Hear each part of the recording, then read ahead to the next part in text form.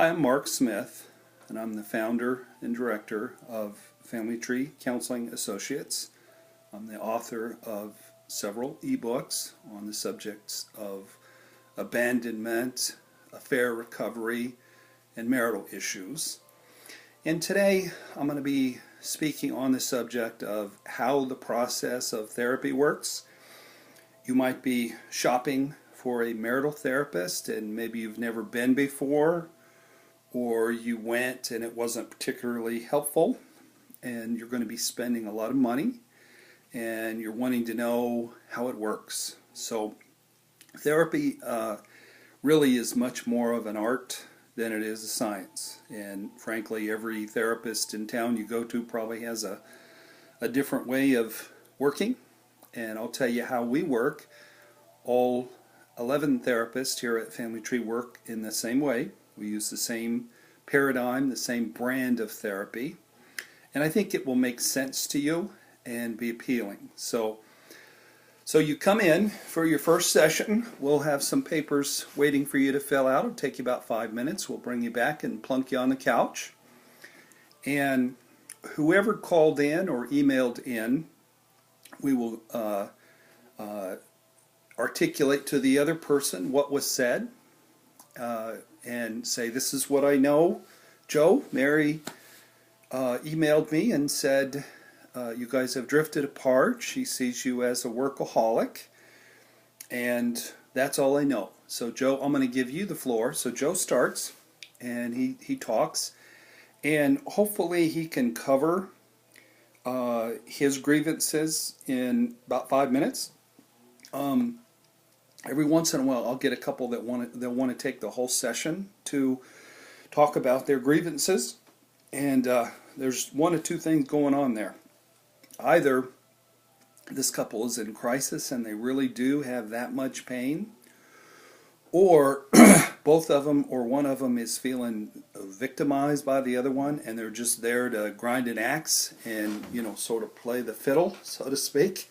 And I try to cut that off because that's not a particularly good waste. It's sort of a waste of time and a waste of resources. They'd be better off spending the time investigating their family of origin stuff so that we can get more accomplished in the therapy process down the road. So let's say they both take 5 or 10 minutes tops to talk about what the marital issues are.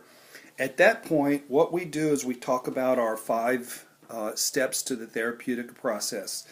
Number 1, and we write this on a whiteboard, number 1 is having some issues that you just can't fix. You've tried other therapists, you've tried reading books, you've tried trying, and it ain't working. So that's the first step. You have issues, you've tried a lot of stuff, it needs to be fixed, and it hasn't been. The second thing is an assessment. And I wish I had a genogram with me. It's a one piece of paper with several, like 4 generations on it, and we color code it with marking pens, and we will take usually 2 full sessions, the rest of the initial session and then the next session to find out who you are and where you came from. We can't be of a lot of help unless we know about your childhood. We want to know about your grandparents, your children, former relationships, former marriages, your work life, sort of the history of the marriage, your children. So there's a lot to get to know, and sometimes it takes a total of 3 sessions to gather that, but we can usually do it in 2. And you might be skeptical, how can somebody really blow us away and help us if they've only spent 2 hours with it? But you'd be surprised. We can really get to know you and your history quite a bit in a 2-hour time period. So the third thing in our progression of how we work is a killer feedback session. And the feedback session will either be an hour or possibly usually an hour and a half. Sometimes if there's a great deal of information, we'll have 2-hour feedback sessions. Whatever it takes to cover the material, but it's usually an hour and a half. And the feedback session, we call it psychological surgery with no anesthesia. Basically what we do is we'll take our family tree home and we'll study it, and we'll type up 3 or 4 pages of notes, and then we're going to have a psychological come to Jesus meeting. It's a sales meeting, and it's not for the faint of heart. It is rigorous. It's about truth. Good therapy, you go in to see the therapist and they figure out exactly what's true, and they get you to choke it down. And I tell people, I can use a scalpel, or I can go out back and get the jackhammer. Whatever it takes to get you to look at who you are and where you came from. So the 4th thing is working on the issues as they've been more clearly defined, and the 5th thing is getting better. So however the situation, whatever the situation is in your marriage, I describe to the couple what that would look like. So Mary and Joe, what getting better in your case would look like would be a closer connection, more time spent together, more emotional intimacy, more sexual intimacy, going on some trips together. And Joe, it'll mean you stepping out of work a little bit, maybe working 10 hours a week less and investing that time in your marriage. And then Mary, you not being bitter and judgmental and harsh and withholding. So those are our steps. And so what I want to do next is I want to go in depth about these killer life-changing feedback sessions and just tell you what that looks like. And I've never done that on video. So this is like having an hour and a half feedback session with Mark Smith, which would cost you $225. So this is a bargain. So I start out with discussing what was unique or different about that particular couple. I've worked with thousands and thousands of couples in my 27 years as a therapist, and I just got to making these observations just because I thought it was interesting. But many times it's telling. It tells me, what's going on with a couple if I really examine what was unique about them versus all the other couples I've worked with. So then I talk about insight and how that's what changes people initially. Stephen Covey said, if you want to help somebody quickly, then change how they think. Shift their paradigm, if you will. So then I talk about really the process of a paradigm shift, because people come in and they're so focused on the faults of their spouse that many times they've never considered that perhaps the roots of their marital problems actually lie in their childhood issues. And that's a mind blower. It's a mind blower that we present to you that you married the right person, and you didn't marry them because they're great at meeting your needs and they made you happy. You married them because ultimately they're terrible at meeting your needs and they're good at hurting you. So we tell people that we try to comfort the disturbed and we try to disturb the comfortable. So then the next section we discuss 3 ways that you can be in a relationship, and it really explains a lot. The first thing, and if I had my whiteboard here, I'd draw 2 intersecting and overlapping circles, and I'd fill in the part where they intersect and overlap. And that's enmeshment. And enmeshment is basically being too close. It's too close, too quick. It's what all the songs on the radio are about. It's falling in love, and it's magical. And it's your brain chemistry changes. You see your spouse as this wonderful, amazing, sexy person who's just going to make you happy the rest of your life. The problem with all that magic is it never lasts. The shelf life for enmeshment is about, for a young couple, about 7 years. give or take a year or two. For a middle-aged couple, generally the shelf life is 2 or 3 years, not as long for a married couple. So, but enmeshment will always move into emotional cutoff. So on the board I would draw 2 circles with that part that overlapped. That's empty now, and I would fill that in. But they're as far apart as you can get on that whiteboard. They've grown apart. They're not as close as they once were. Now, the emotional cutoff can be with a lot of drama, and it can be abrupt. For most people, it's a very, very slow process, and you don't even notice how slow it's happening. It's indiscernible from day to day. You just wake up 10 years later and you go, "Who are you? You're a stranger to me." So that's where we see couples. They're emotionally cut off. They're not connecting. They're not enjoying each other. They're not having sex as much or at all. Maybe one of them has had an affair. Maybe one of them is leaning toward leaving the relationship. That's when we see couples. Now, there's a third option called being interdependent.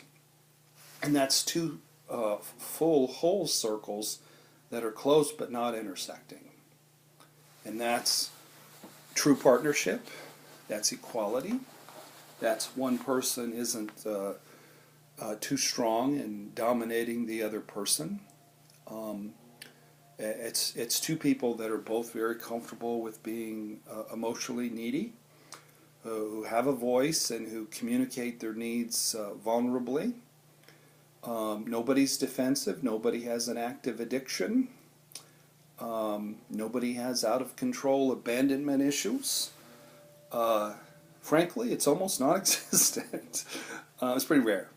It's people that have done a lot of work on themselves, and they have built a true partnership, and it will stand the test of time, and they've done a lot of work in therapy. So, the next section we talk about counterdependency and codependency. And I define those terms. A lot of people have heard of codependency. Not a lot of people have heard of counterdependency. But it's vital that you understand both concepts. So I put on the board counter on one side, codependent on the other side. And then the first quality of a counterdependent is being grandiose. And what I mean by that is they're very confident, they're opinionated, they're a know-it-all, they're good leaders, they can cast vision and get people to follow them.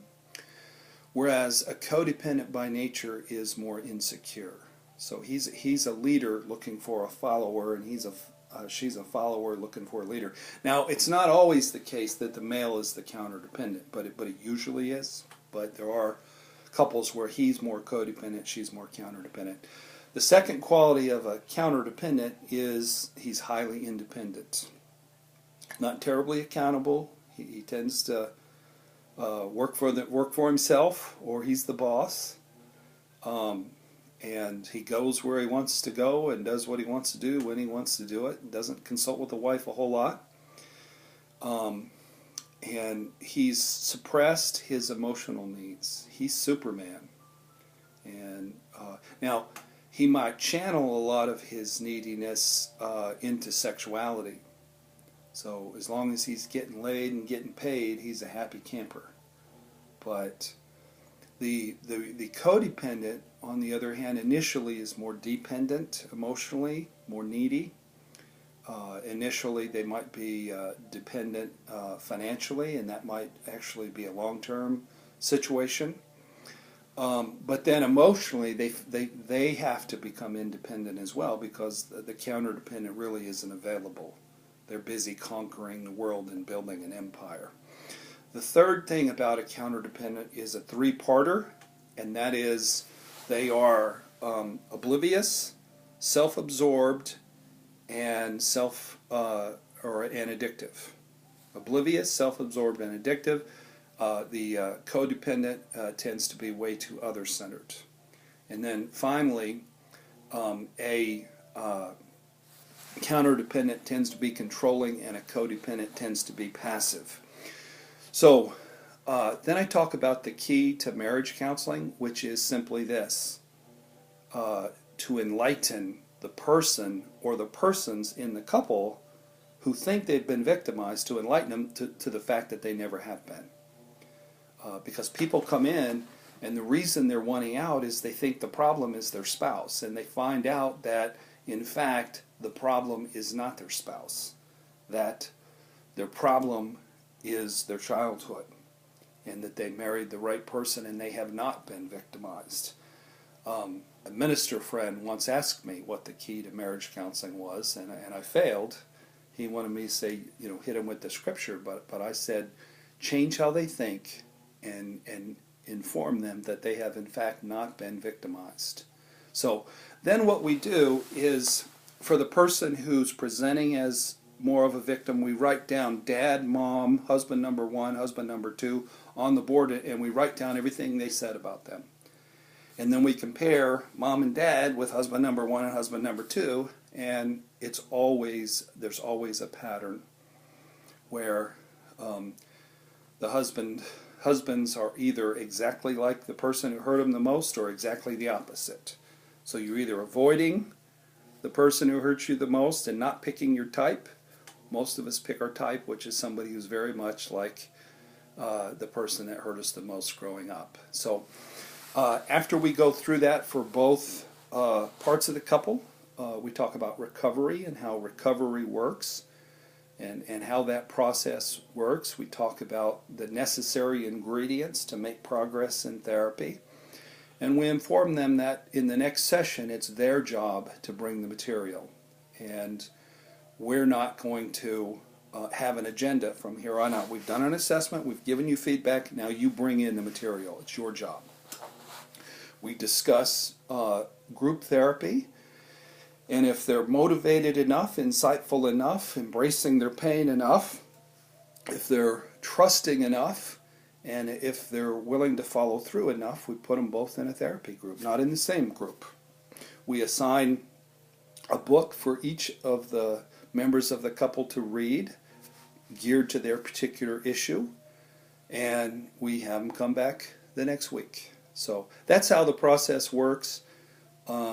I've made it very short because I'm running out of time, but this process at Family Tree of therapy, it is very powerful.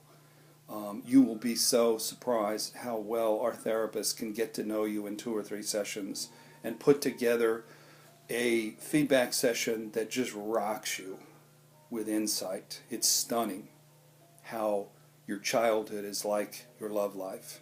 And once you know that, and once you've figured that out, it can make a world of difference in how you deal with things. So that's how we work. Come in and see us. God bless you.